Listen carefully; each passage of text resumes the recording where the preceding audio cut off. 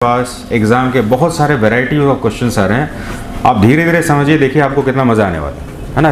Pressure मत लीजिए, एक स्टोरी फॉर्मेट में समझिए। इतिहास जितना ज़्यादा समझा जाए उतना ज़्यादा बढ़िया है। तो एक काम करते हैं, जल्दी से एक भारत का नक्शा, अपने प्यारे भारत का नक्शा बना लेते हैं। हालांकि ये नक्शा बनाना अपने आप में गौरव की बात है। सभी के लिए है कि नहीं? Yes, sir. आवाज़ ही स्लो है। Yes, sir.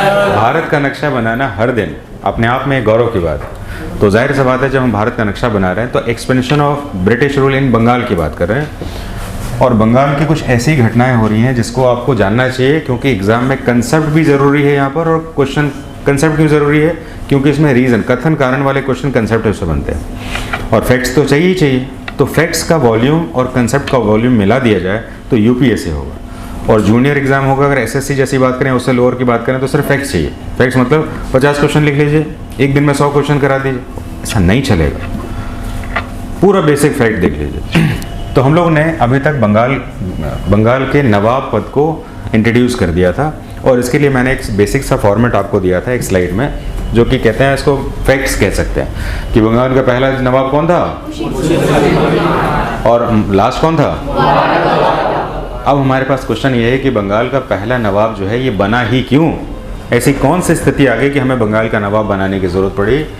इस बारे में हम लोग बात करने वाले हैं। तो स्टार्ट करते हैं, बंगाल के नवाब के पद की शुरुआत कैसे हुई। बंगाल का नवाब का पद पहले कोई था नहीं। इससे पहले इसको हम सूबेदार कहते थे। क्या कहते थे? सूबेदार। तो मैं आपको ले जाना चाहता हूँ औरंगजेब के समय में। औरंगजेब कौन था? मुगल शासक ऐसा था जो कि सबसे लंबे टेन्योर के लिए था।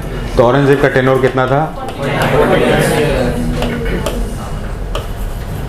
औरंगजेब 49 ईयर्स का टेन्योर वाला रूलर था। औरंगजेब के टेन्योर में अब देखिए, इतना लंबा शासक जब रहेगा तो उसका बच्चा, जिसका नाम क्या था? मुअज्जम, उसका उत्तराधिकारी था मुअज्जम, जिसको हम आलमगीर फर्स्ट भी कहते थे, शाह आलम फर्स्ट भी कहते थे।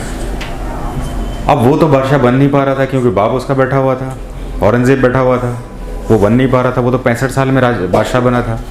इस बीच उसका भी बेटा बड़ा हो गया। किसका बेटा? शाह आलम फर्स्ट का बेटा बड़ा हो गया, और उसका नाम था अजीमो शान। क्या नाम था? अजीमो शान। नाम भी तो ऐसे ही है इसमें, अजीमो शान, है ना, अजीमो शान। अब जाहिर सी बात है, अजीमो शान के दिमाग में ये चल रहा है, ध्यान से सुनिएगा, कहानी बड़ा अच्छा है। अजीमो शान के बाद सबसे पहले यहाँ पर कौन बैठा हुआ है? औरंगजेब। और औरंगजेब का बेटा यहाँ पर कौन है?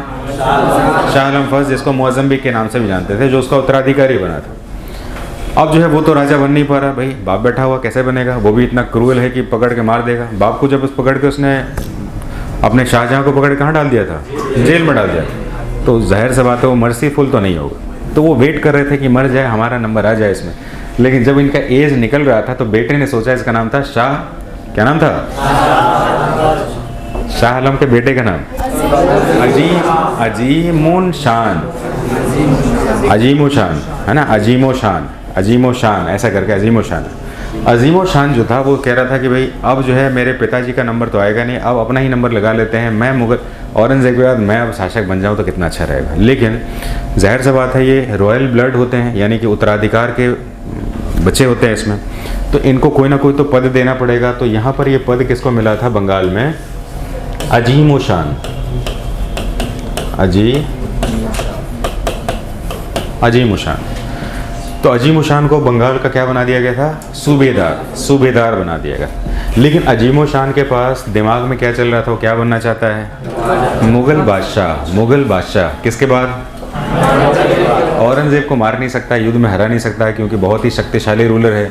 बेटा इंतजार में बूढ़ा हो गया, अब पोता की बारी है। तो अजीमो शान कौन था? उसका ग्रैंड सन था, उसका पोता था। ठीक है, बंगाल के ऊपर हम रिसर्च कर रहे हैं पूरा। बंगाल किस तरह से अभी जा रहा है, अभी नवाब कैसे आ रहा है, उसके बारे में बात कर रहे हैं। तो यहाँ पर तो ये सिर्फ सूबेदार था। और सूबेदार का काम क्या होता है? टैक्स कलेक्ट करके सेंट्रल यानी मुगल के पास भेजना। मुगल में कौन था यहाँ पर शासक? औरंगजेब था। तो यहाँ पर अजीमो शान समझता था कि यार ये मरे जल्दी से और हम जो है वहाँ की गद्दी पर बैठ जाएं, तो क्या टैक्स कलेक्ट करने में उसको इंटरेस्ट होगा? नहीं होगा। टैक्स कलेक्ट करने में उसका कोई इंटरेस्ट नहीं था।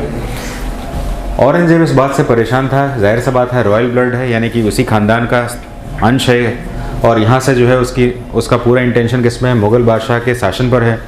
और ये टैक्स कलेक्ट नहीं कर रहा। और बंगाल सबसे ज़्यादा जो है यहाँ पर प्रॉफिटेबल एक हब कह सकते हैं, जो कि जितने भी यूरोपियन थे यहाँ पर जो है सेटल हो रहे हैं।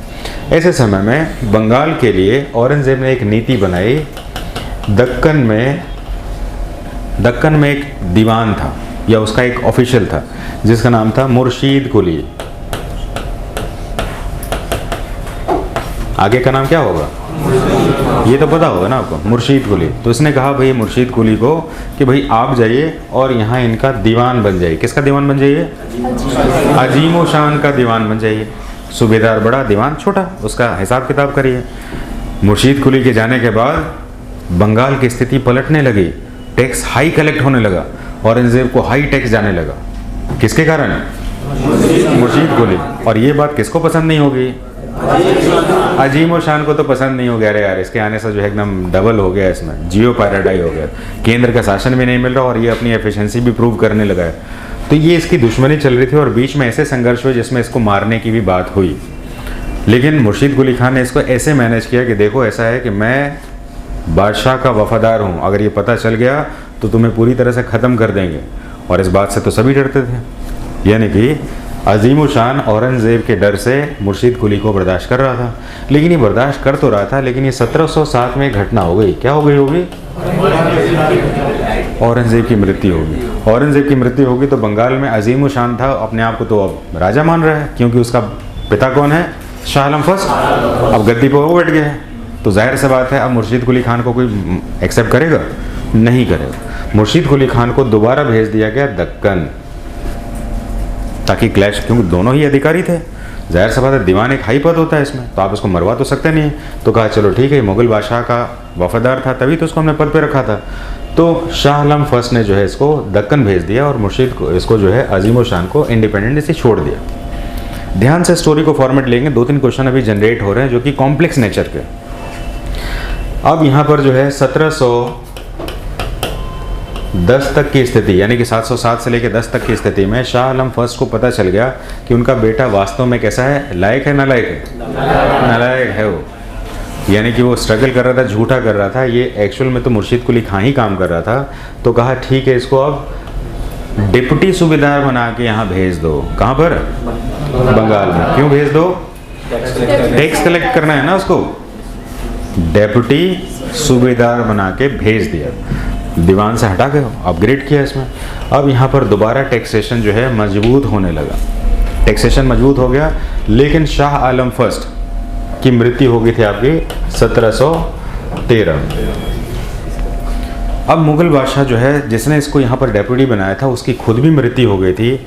तो इसने अपने आप को जो है अब इंडिपेंडेंट करना शुरू कर दिया। और इसके बाद का जो शासक आया जिसका नाम था फर्रुख सियर। ध्यान से सुनेगा, बहुत अच्छा सा स्टोरी लाइन चल रहा है, कोई रेडीमेड और पहले लिखा हुआ कंसेप्ट काम नहीं करेगा। यहाँ पर कौन शासक आया? फर्रुख सियर। और हम किताब में पढ़ते हैं कि फर्रुख सियर ने हैमिल्टन को बंगाल में व्यापार करने की फ्री परमिशन दे दी 3000 रुपये के अवज़। जबकि यहाँ पर फर्रुख सियर को पता चल चुका था कि बंगाल जो है मुर्शीद कुली खान के अंडर में अब इंडिपेंडेंट हो रहा है, और जब तक उसको रेस्ट्रिक्ट नहीं करेंगे तब तक ये हमें टैक्स और लॉयल्टी नहीं भेजेगा। और मुर्शीद कुली खान ने भी अपने टैक्स को भेजना इसमें कम कर दिया था। किसको? फर्रुख सियर। तो फर्रुख सियर ने सोचा कि हमारे पास तो ऐसे भी पैसा नहीं आ रहा है, ऐसे भी नहीं आ रहा है, लेकिन हम उस जगह पर, क्योंकि हम ही अथॉरिटी हैं, मुगल बादशाह हैं, हम यहाँ पर अंग्रेज़ों को फरमान दे दें, 3000 रुपये तो कम से कम आएगा, और यहाँ पर इसको कम से कम पावरफुल होने नहीं दिया जाएगा। किसको? मुर्शीद कुली खान। और फर्रुख सियर के इस फरमान को मुर्शीद कुली खान ने बाद में मानने से मना कर दिया। फर्रुख सियर इसका बदला ले पाता तब तक कि वहाँ पर सैयद बंधुओं ने फर्रुख सियर को भी हटा दिया। और हमें तो पता है सैयद बंधु कौन थे? किंग मेकर्स थे। कितने राजा बनाए थे? 6 बादशाह बनाए थे। तो फर्रुख सियर वाला ये एपिसोड वहाँ से ख़त्म हो गया। तो हम पढ़ते हैं कि फर्रुख सियर ने सबसे पहली बार हैमिल्टन के द्वारा इलाज किए जाने पर बंगाल की वहाँ पर क्या दे दी उसको? फ्री ट्रेड का लाइसेंस दे दिया।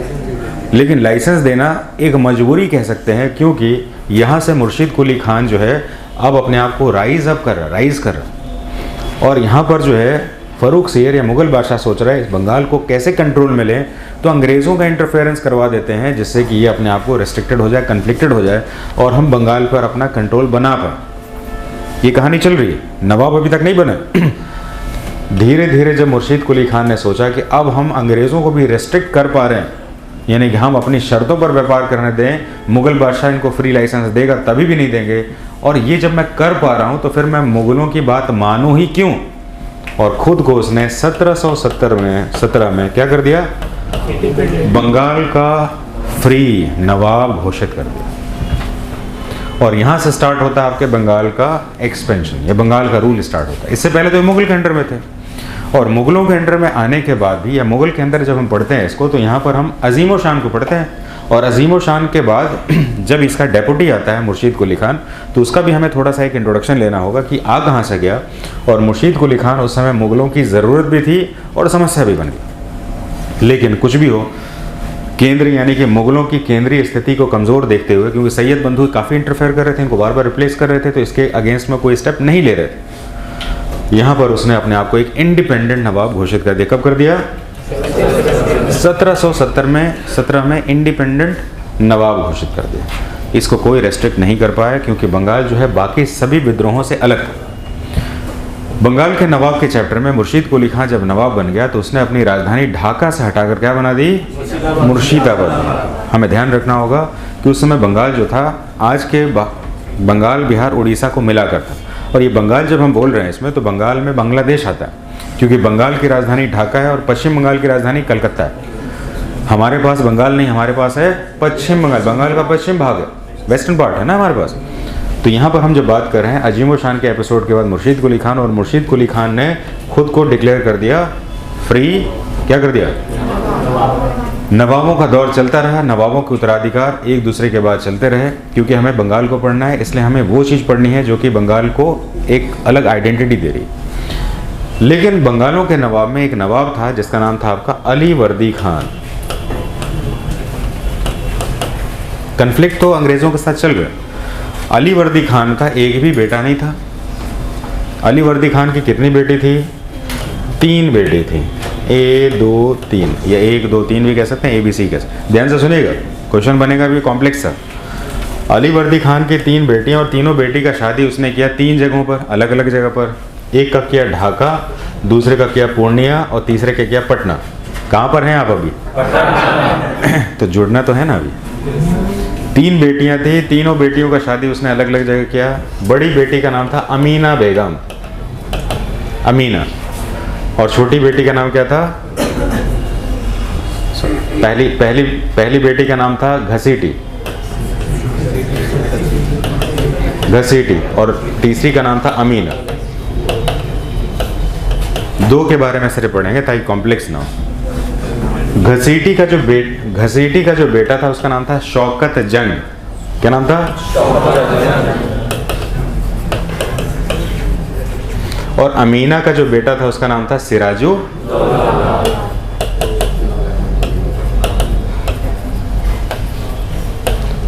अब देखिए, अली वर्दी खान का अगर कोई बेटा नहीं था तो उसका सक्सेसर कौन होगा, घसीटी बेगम का जो भी संतान होगा। और घसीटी बेगम का बेटा कौन है, शौकत जंग। अब ये छोटे से ही मान रहा है कि मैं ही नवाब हूँ, लेकिन अली वर्दी खान को लग रहा है कि इसमें नवाब वाले गुण नहीं है, संभाल नहीं पाएगा। नवाब वाले गुण किसमें है, तो अली वर्दी खान ने अपना उत्तराधिकारी घोषित कर दिया सिराजुद्दौला। और ये बात जो है शौकत जंग को पसंद नहीं आई, किसी को भी नहीं आएगी भाई, उसका राजपाट उसको दे दिया उसने।